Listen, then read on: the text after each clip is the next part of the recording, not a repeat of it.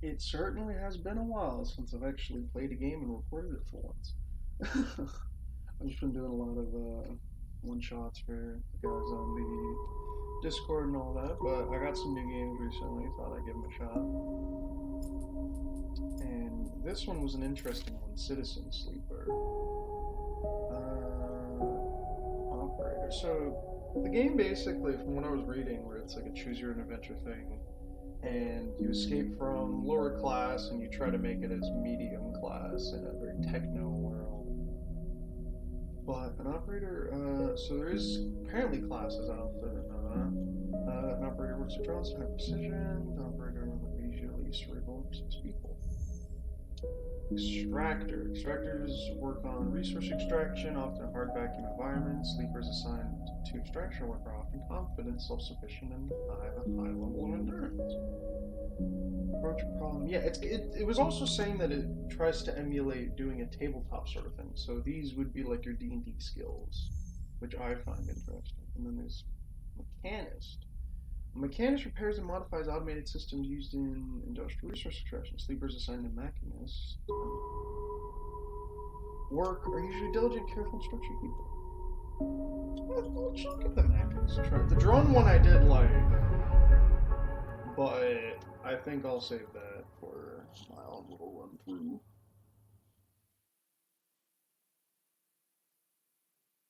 But yeah, no, I'm interested to see this. It was very highly recommended to me on Steam, but I don't know. You can never trust Steam, really. I love loading screens. But the premise of it trying to be a tabletop was what caught me. So I was just looking through some stuff, and it's like, oh, we're trying to emulate, like a tabletop, and choose your friends, choose your own adventure sort of thing. So I was like, oh, it's kind of cool.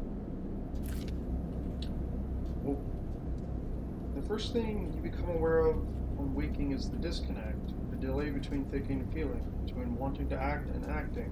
Minor, almost imperceptible, but always present. Dear God, I must turn it even more down. It is way too loud, and I apologize. Curse this game for not having the same. Okay, there we go. Each. Keep that at 30. It's at its worst when waking, when yourself has spent many dark hours recalling what it felt to be real, to be a person, to be in a body that was indisputably yours. What do you think about it? A leap into a cold lake on a hot day, sting of blood welling from a fresh wound, the friction of a fingertip. All of a sudden, the memories are closer than you thought, blurring as you approach, so you can't tell one from the other. The cold slips in behind and around you, and sensations fade out of reach. Perhaps you should be thankful for the dulled nature of this new body. Given your current circumstances, the walls of the container feel immediately present, cold, hard, at your back and face, cramping your limbs. You resist the desire to stretch, knowing that the claustrophobia comes next, and retreat a little from your central nervous system. It isn't painful, like you used to know pain at least. In emergency mode, pain is a message delivered with efficiency and ease, a reminder that harm is imminent. There is no insistent throb, no trembling nerves, just a warning delivered with the banal quality of a digital notification. Right now, there are thousands. Huh. What? What? What does this remember the plan? I would like to remember the plan. You most likely remember that it wasn't a good plan, but your options were limited. And once you got the itch to get out by any means possible, it was either that plan or something much worse. It was at least simple. Collapse the shaft, drift away in the chaos, slip into cargo processing. Seal yourselves into containers, then hope the freighter left before you were missed. Some were lost in the shaft, others never found the meeting point, only a few made it to the containers. But the freighter, as far as you know, left. That feels like enough. Enough to know that you're no longer on that grim and heartless rock, even if the airless holding freighter. Even if it. You might freeze solid long before you reached any destination. I'll try to rest. But you were restless. There's been a long time since you left. Surely weeks, maybe months. You are dully aware of damage to your legs, your right arm. You've been reserving energy as much as possible, but even then your body shut down many of its systems to protect you. You spend much of that time asleep, knowing that anything else would be impossible to endure. You feel the weight of that impossibility begin to gather. It is time to sleep again. to nudge this false body into inducing delta waves with emulated mind, and once again recoil into a dream of when you were once a person. Rest. Time passes. The cold creeps further in. You feel something. Warmth. Not true warmth, but the indication of its presence. Your joints release from their rigor. Sound too. Everywhere. Screeching and shimmering so loud that your body ducks your hearing to protect its senses. Ooh. Then light. White as the coal. Then softer and softer, until in a haze of dirty yellow a figure appears. You are out. Ooh. Ooh, Dragos. It's been a few years since Dragos pulled you from the container. You sit huddled in a corner of the scrapyard, swaddled in the reflective folds of a mylar blanket. You are slowly coming back to consciousness, back to life, and you stare at the ornately curving element of an improvised heater. You are surrounded by angular, incoherent lumps of ships, some corroded beyond recognition, others still carrying glassy wounds along their edges where a plasma arc slices them apart. As you trace their shapes with fogged eyes, you hear a voice. So, sleeper, you thawed yet? Almost. Never seen one of you come in like this. New frames must have better perseverance than Sub-Zero Vac. Seen more than a few, you frozen, solid, the whole plates are stuck, or inside outer locks in my time. They weren't so lucky. Dragos comes into focus, shrouded in makeshift tech, his headset with its glinting eyes, the mark of a drone operator. On his shoulder, one of his symbiotically linked drones perches, its piercing eyes locking with an unflinching stare. Last living sleeper that came through this yard was a while ago. It didn't last long. You struggle to read his expression beneath the tech, but he seems lost in memory for a moment. Or perhaps he's just trying to figure what to do with you. I'm kind of curious, but I'm going to He ignores the question. I want to ask what led you to do it, to sell yourself to a corporation. And I suppose you can't go back. Your old body, that's theirs now. And you were just software, a rogue emulation illegally possessing corporate property.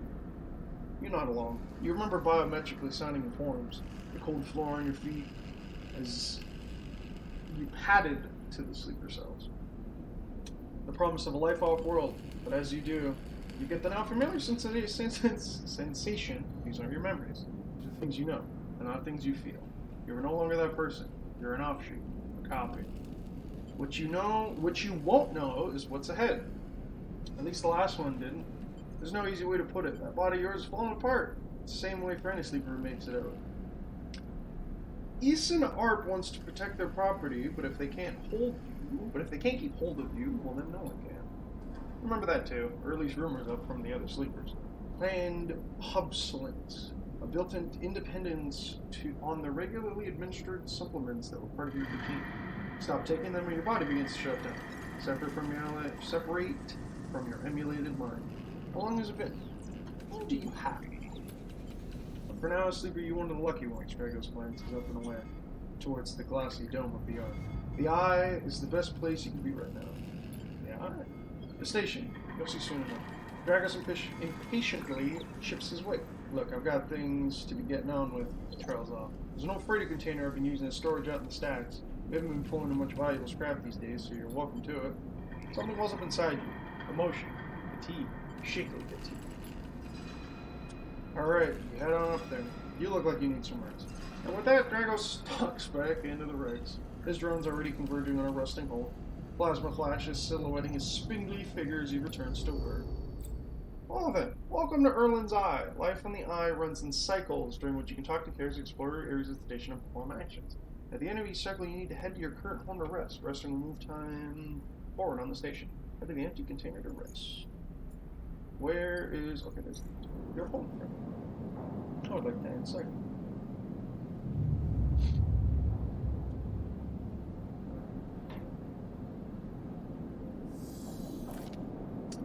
You wait curled up in the corner of the container and begin slowly assembling the world around you. After all this time, you still find this body, the one you wake in now, strange and disjointed. Its message is readable, but somehow wrong. You sit out pulling the mylar blanket close against the fold. Here you are, on this ruined station, millions of miles from anyone you know. Are you still in the system? Did any of the others make it out?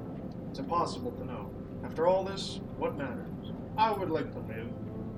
Maybe you did get lucky, finding yourself here. Maybe here, on the edge of everything, there is a life for you to build. But before you can build anything, you'll need to learn to survive. Maybe if you can do that, you can make a life for yourself. Drago's left a few comforts in the container: the Mylar blanket, the bedroll you slept on, a canister of water, a makeshift electric stove, and some faded sachets of some desiccated powder. You thumb the power stud of the stove and begin to boil the water. The contents of the sachets smell like damp wood, and you sprinkle them into the liquid. As the pungent smell washes over you, images of your restless sleep come back to you. A ring, like the station, but skeletal and ghostly. A web of threads pulling at your skin. A constellation of bright polygonal shapes, like angular suns, burning into your mind. Check it out, it's anyone. Like very specific sounds too that get a lot. There's something unpleasantly visceral about these images, and it's long after you finish drinking that they begin to fade. You tidy away the stove as best you can and try to gather enough energy to greet the day.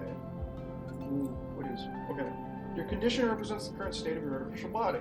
It depletes by one segment each cycle, but you can also be damaged by violence and your lack of food. If your condition bar empties, you will suffer a breakdown. You have to figure out how to recover your condition now that you no longer have access to corporate pharmaceuticals that were keeping you alive. Interesting. Action dice. At the start of each cycle, you roll your action dice. These dice can be used to perform actions at stations. The number of dice rolls is based on your current condition. The worse your condition, the fewer dice you have. Once you've used your dice, you cannot take any further actions and must rest to recover, ending the current cycle. You also need to eat to survive. This is represented by your energy bar. You can refill your energy bar by eating, but first you have to find somewhere to get food. Your energy depletes by 2 segments each cycle. If it becomes empty, you will be starving. When starving, your condition will also deplete at a double rate per cycle. Well then. I will eat. Drago stood in the corner when you closed it. Let me do something! He's still wearing his headset, and in the harsh light of the corner you realize it is implanted. A drone sits on his shoulder. Its cache of sensor eyes rapidly irising. How are you feeling? Oh, good. The drone chirps. Drago nods. You notice that beneath the operator's rig, his skin is marked by burns and blotches. I know the container isn't much, but it'll keep you safe. He pauses. So I'm not going to chit-chat too long. You know well enough to work? Or you well enough to work? Sure. Look, I'll be honest with you, Sleeper. I didn't pull you out of that container out of the goodness of my heart. He looks away. The yard, it's simple stuff. We hack these old halls, sell them off to the shipyards or the bright market dealers for cryo. Occasionally we'll pull out some tech, something with a bit more value. Most of what comes in is scrap. It's hard to find good hands these days, but I figure as a sleeper, you'll be used to the manual labor. And obviously I'll slip you a few chits of commission based on which turn up. Those chits. Eat. Pulls out a small handful of metal bars. They're rolled cryo, isolated from the market. What we used to trade out here. He stuffs them back in the pocket. He shuffles his feet nervously. Look, I wouldn't usually do this. In my opinion, you'd be best suited moving on as quick as you can. And sleepers, well, trails off. But things being the way they are for me at the yard, I need the help. I'm happy. Okay. He pauses, thinking of something else to add. Look, just come down to the yard when you're feeling frustrated. There's plenty to do. He nods distractedly and turns and walks away. The drone hopping along ahead of him. See you later, he calls back. Looks like it's time to get to work. So my container's there, and Dragos' yard is here. Jeez. I'm gonna read this. Actions are the primary way you interact with the world of Citizen Sleeper. Perform an action, click and drag your chosen action dice to the slot. Actions reward you with clock progress, energy, condition, or items depending on their outcome. There are 3 types of out. Oh, okay. That's cool. Either critical or repeatable critical actions can only be performed once. Either safe, risky, or danger. No loss of condition. Negative outcome means cryo or energy loss. Negative outcome. Okay. So, it's repeatable. Skip. And then first 2. Risky. Safe. Okay. A debt card. What is it? They're just tied up something regularly, and if you miss a payment or 2, things could get nasty. Back in business. Every salvager knows they're always one haul away from their next payday. Right. I have a +1 to this, and I think that's a 100, so I'll do that. So yeah, that gets upgraded. I'm working on that. Back in business. Okay. Actions often progress clocks. Clocks are displayed below the actions that fill them, and they track your actions and how they affect the world. Filling a clock means something good or bad is about to happen. Some clocks, such as the one tracking progress, are cycle locks. These clocks tick themselves once each cycle and complete without player input. Any cycle clocks will be displayed. Okay. Random. Okay. I don't think I have anything else to do. I may as well do that. Well, I have to find a dock. Drives and navigation. Essentially, you unlock drives you just for more about yourself in the world. Drives guide you in pursuit. Okay, you can track drives. Drive menu at the top of the screen. Okay. Drives and navigation. Okay, tracking a drive to help you survive. Look at food energy. Okay. It's telling me to actually play the game. Let's leave here. Shipyard. Find a dock. Repay dragon. Okay. Survive. Find a dock. What's up in the shipyard? Oh.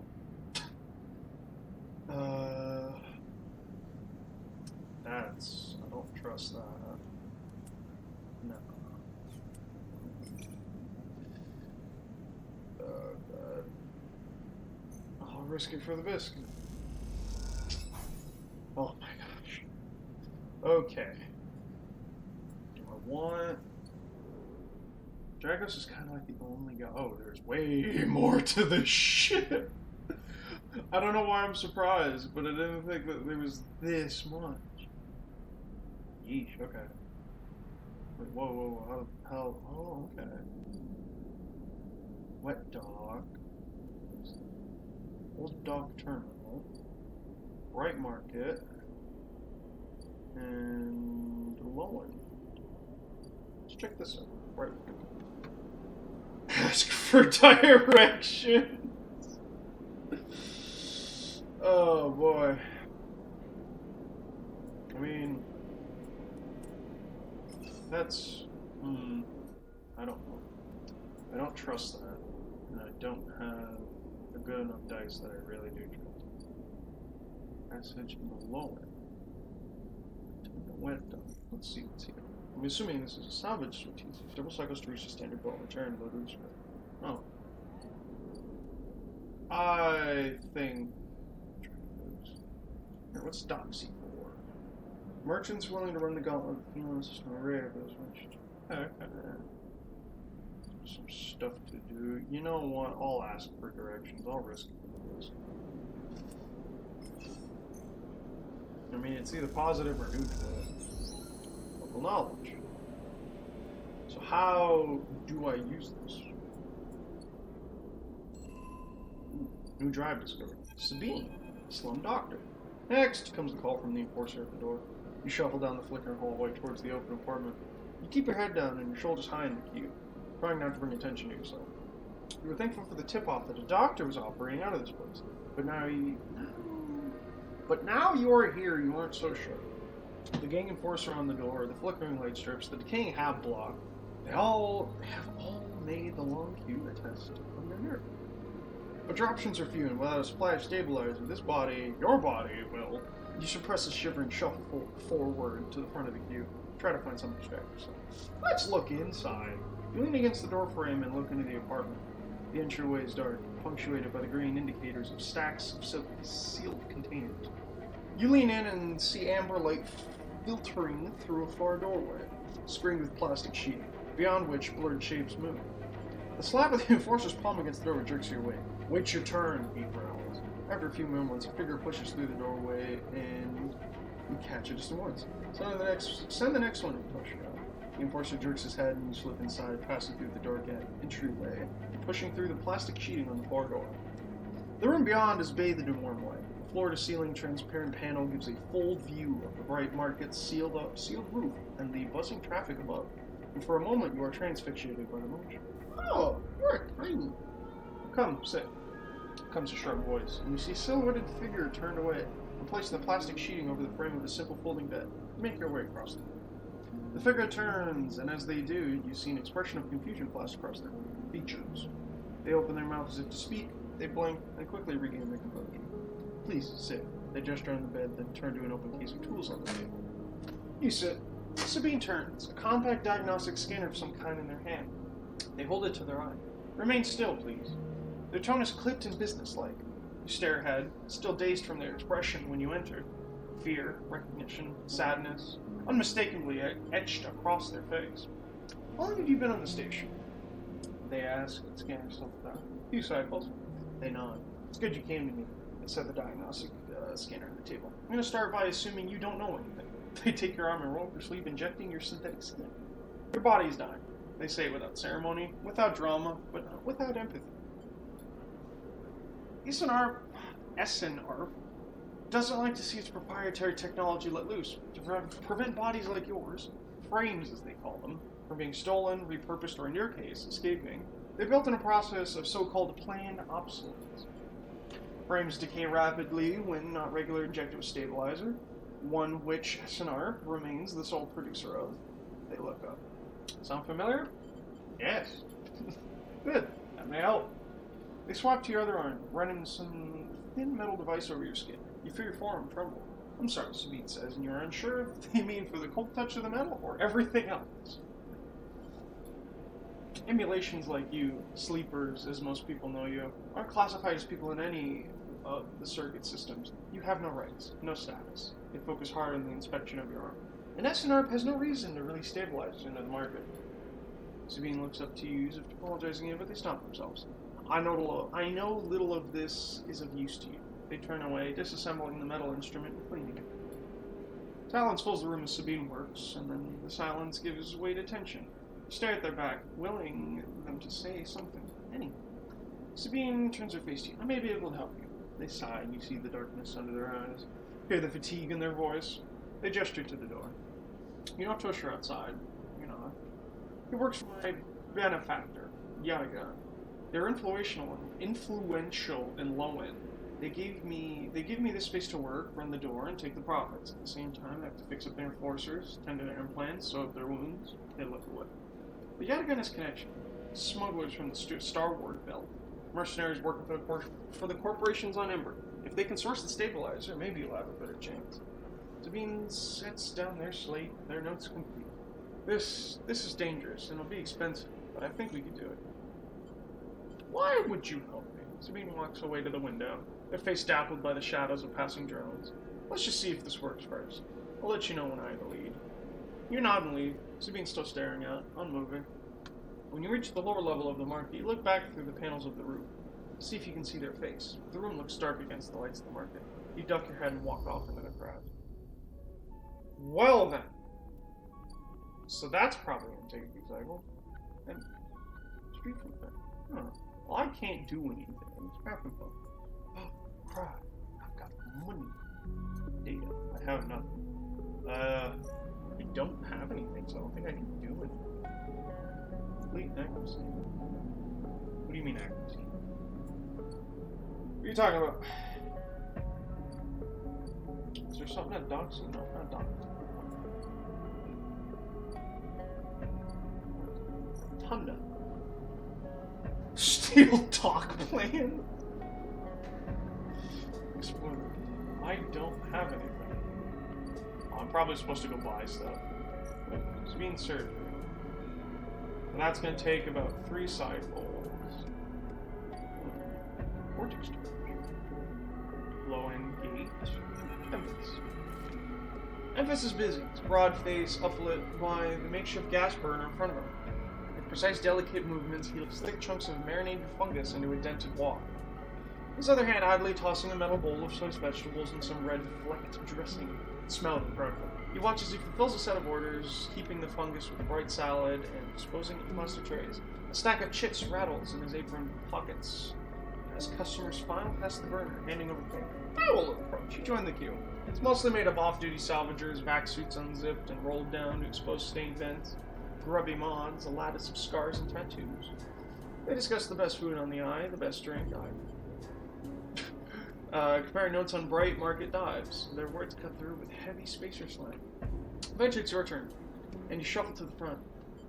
Emphas speaks in a deep, even tone without looking up. First try is free. Thank you. Thank you. The smell is almost unbearably strong as he cooks. The earthiness of a fungus laced with something so spicy that smoke makes your eyes water. The heat from the burner is like a bonfire, and your skin hardens in its glare. I know you sleepers, Emphas says while he cooks, his voice deep but clear. A hard life, a lot of stories. He glances up from beneath his cap with piercing eyes. I know. Tell him a story. You begin to tell him about your journey into the eye. He nods, his eyes never leaving his work. You tell him of the confusion, the pain, but also the sense of possibility and its sudden arrival. You tell him of the cold and dark of the container and the endless cycles spent within it. Now it seems. You tell him like some dream that you once had, but can never forget. You tell him that the eye excites you and scares you, and you are unsure where to walk, where to look, what to do. Eventually you tail off, running off words. You place a plastic tray of steaming fungus in your hand. Next time, we could talk some more. He smiles. But next time, you pay. Slams a heavy hand against a button on the burner side and shuts it off. The roar of the flame and its oppressive heat fades. Next time, then, sleeper. He waves you away and begins to oil the walk. Before you turn back to the alley, you notice the geometric patterns of circular scars across his forearms, each surrounded with a constellation of glistening pinpricks. You walk away, and as you do, you take a bite of the rich, spicy, delicately sweet fungus. Your taste sensors light up like a fusion reactor. You'll be back. Your drive discovered. Yay. So what else? Ooh, great points. Huh. There's actually stuff I have to do. Is that it? I have to go do more stuff. And second. There we go.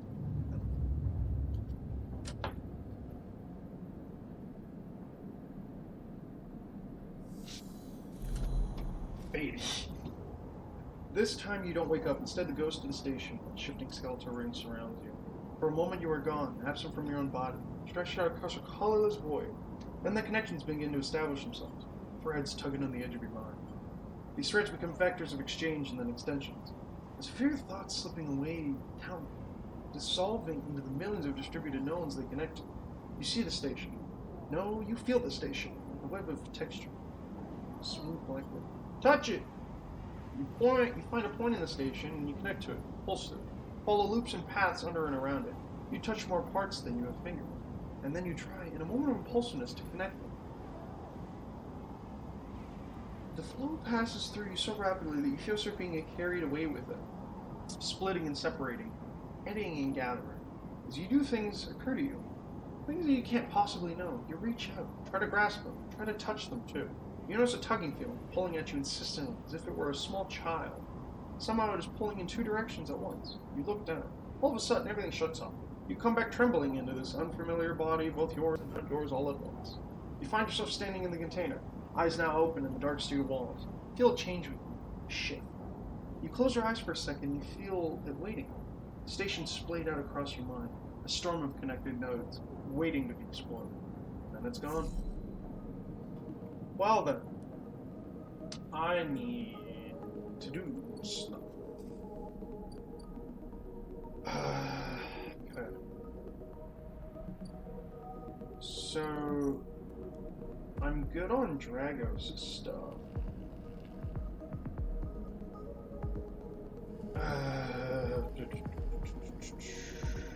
What if... I'm good with that. Okay, good. I will leave it at that, though. Because I want to go over... Which way? Stealing dog plans is probably like, you know what? Let's do it.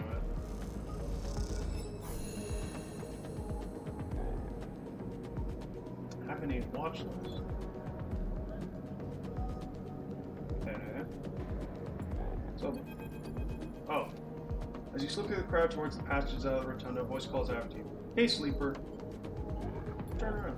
Trying to see a Haven security guard bearing down on you speed. His hand is on his head. What's this about? I know as you roll dazed in pain, scratching on the compact over. I'm running swings. Hurt blood. You start to reply, but he holds in. I don't want to hear it. You newcomers are all the same. Here we just back no pockets down. So you're pretty hot. Jesus. I'd think one of you things would have had more respect for property. After all, when all you are, a piece of corporate property that has got itself lost. He's down now. We don't fucking resist.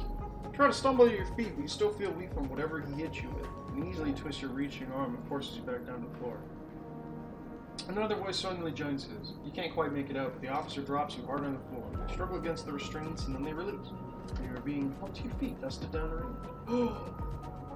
Haven systems engineer. Apologies. Thing's wonky smile greets you. Turns back to the officer. You're done here, Carrick. Don't touch this one again. The officer smiles and shakes his head. You piece of shit, Fang. He spits. One cycle, I swear. He tails off an incoherent muttering and stalks back into the crowd.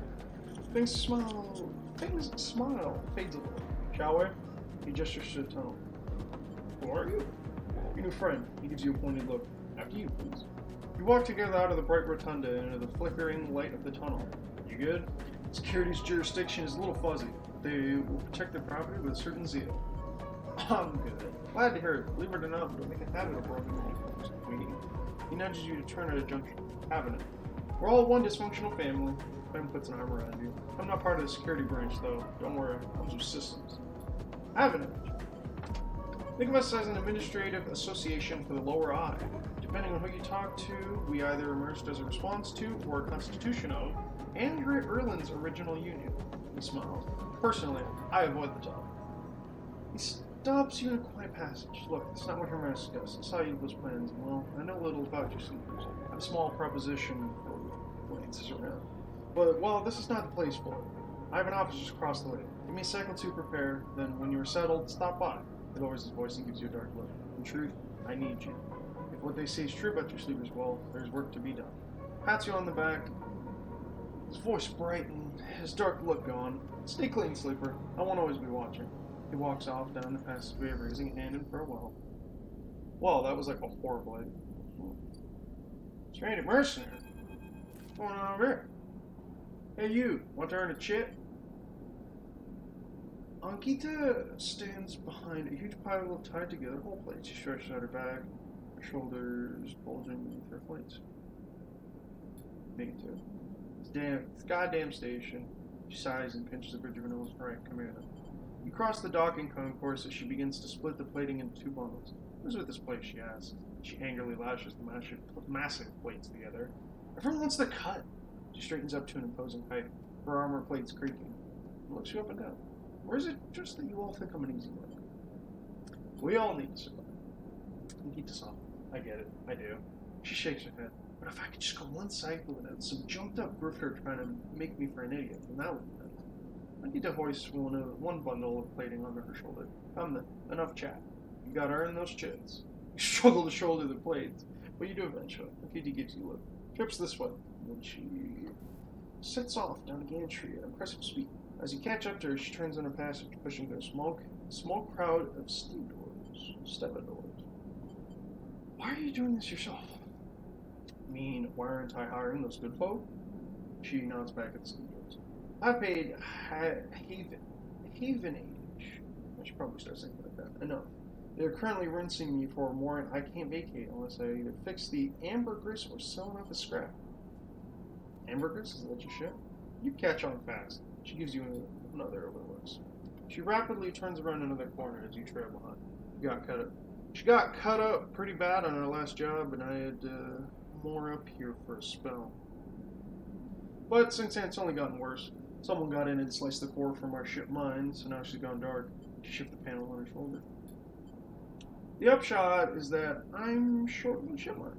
With a ton of repairs to do, and the rest of the crew signed off at the moment, they got wind of Vine Strand. So yeah, it's been a ton. Anything I can do? I don't know. Got a ship mine tucked away on that frame of yours? For a moment, you weren't sure if she's serious. Akita swings the plates from her back, almost knocking you over in the process. This is me. She hauls the second bundle on her shoulder. Jeez. The first person I met here is actually being considered helpful. She pauses, showing her bottom lip. Look, if you want to help, come see me. I need a hand putting Amber back together, and you don't seem like the type to try anything stupid. She passes the bundles of plates through the ambergris's outer lock, and then turns back. Just don't go spreading all this around. Keith throws a couple of chits. She gives you a parting nod and ducks through the doorway. Alright, get out of here, she calls back and locks. New drivers.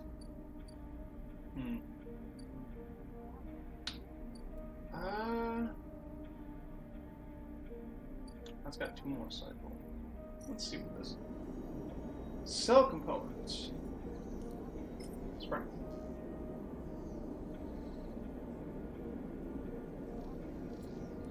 What if I try?